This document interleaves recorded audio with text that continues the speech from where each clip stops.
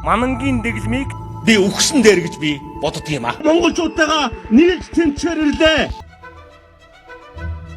Улсын хурлын сонгуулийн 53 дугаар тойрог буюу нийслэлийн Баянзүрх дүүрэгт ардчилсан намаас нэрдэвшин улсын хуралд 2 дахь удаага сонгогдсон Жалавсүрэнгийн Батсандантаа өнгөрсөн 4 жилийн хугацаанд юу хийв? 5 минутанд багтаан тайлангаа тавьж хэлэлцэж таныг дуудаж байна.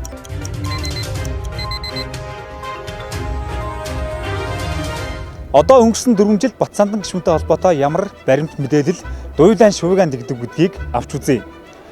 Анх иргэний хөдөлгөөнөөс улс төрд орсон тэрээр өнгөрсөн 4 жилийн хугацаанд манан бүлэглэл шударга ёс гэж хамгийн их ярьсан.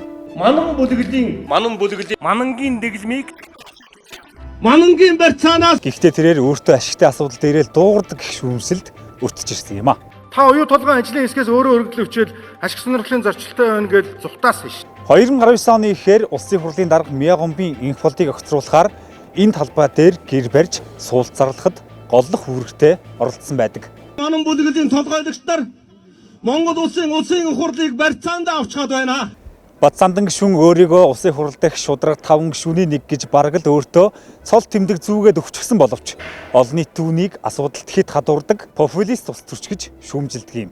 Эрдэнтийн үйлдвэрээ асхтын мөнгөний ордоо баг нуурын уурхайгаа алдсанд орвол би үхсэн дээр гэж би боддог юм а. Осбанбаатар хэрвээ чавсангойтой тохирцоогүй байсан бол Монголын баруун хязгаар магадгүй харийн төрөм биелэгчдийн гарт өртөх байсан. Та бүхэн энэ нутгийг авч үзэж чадсан шүү. Би нутаг ус нам ус харгалзахгүйгээр монголчуудтайгаа нийлж тэнцвэрлээ.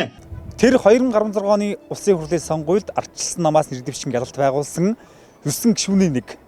Гэхдээ тэрээр 2018 онд хөрөлсөхийн засгийн газрыг огцруулах болоход хамгаалсныхаа төлөө намаасаа хөөгдсөн байдаг. хөрөлсөхөөс илүү зоригтой, зүрхтэй бас нэг их оронч хүн байна уу гэдээ хайгаад олохгүй байна танай намаас. Ардчилсан намаас хөөгдөхүүл энийг би бурхны тавилан байсан гэж харж байгаа. Улмаар тэрээр шударга иргэдийн нэгдсэн эвсэл намыг байгуулсан ирэх 2020 оны сонгуульд эвсэл болж оролцоход зарласан. Хэрвээ нам нь их сонгуульд ялалт байгуулах юм бол Монгол улсын 30 тэрбум $, гадаад өрийг 30 гэр бүлээр төлүүлнэ гэж зарласан юм. 30 гэр бүл тэдний хамаарал бүхий этгээдүүдээр төлөвлөхийн тулд өргөө Монгол хөтөлбөрийг шинэ эвслээс зарлаж байна. Наана шударга ёс гэж хамгийн их хэрдэг боловч цаагаараа ойр тойрны хүмүүсээ албан тушаалд томилуулдаг гэх шүүмжлэл тэр хамгийн их өртсөн. Батсандангийн ах нь өнөөдөр хөрөлсөхөө ерөнхий сайдын зөвлөх хийж байгаа нь үнэн. Энэ оны ихээр түүний тухай нэгэн ноцтой бичлэг ил болсон байдгийн. Тухайн бичлэгт хятадуудтай нийлж уулуурхайн лиценз наймаалах тухай ярьсан байдаг юм а. Ер нь хоосон 50 машина гаргана үз. Бид бас 50 машин оруулъя тийм ээ. Талтлаасаа. Тэгээд хамтраад явна. 2016 оноос хойш хөрөнгө орлого бэлэг бэнчсэн нь огцсон өссөн гишүүдийн тоон тэр зүй ёсоор багтана. Учир нь түүний мал аж ахуйн салбарын орлого огцсон өссөн нь анхаарал татдаг юм.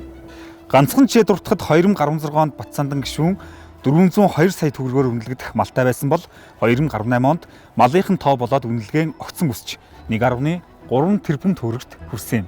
Тэрээр 2018 онд хурдан удмын 400 адуутай гэж мэдүүлсэн байна.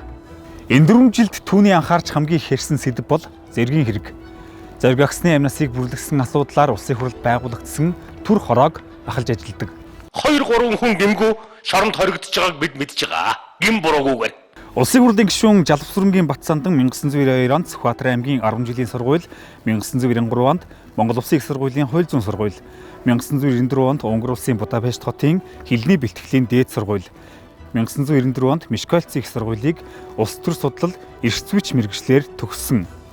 Тэрээр 1999-ээс 2004 онд Унгар улсын их сургуульд судлаач багш, 2004-өөс 2006 онд их засаг их сургуулийн эрдмийн зөвлөлийн гишүүн.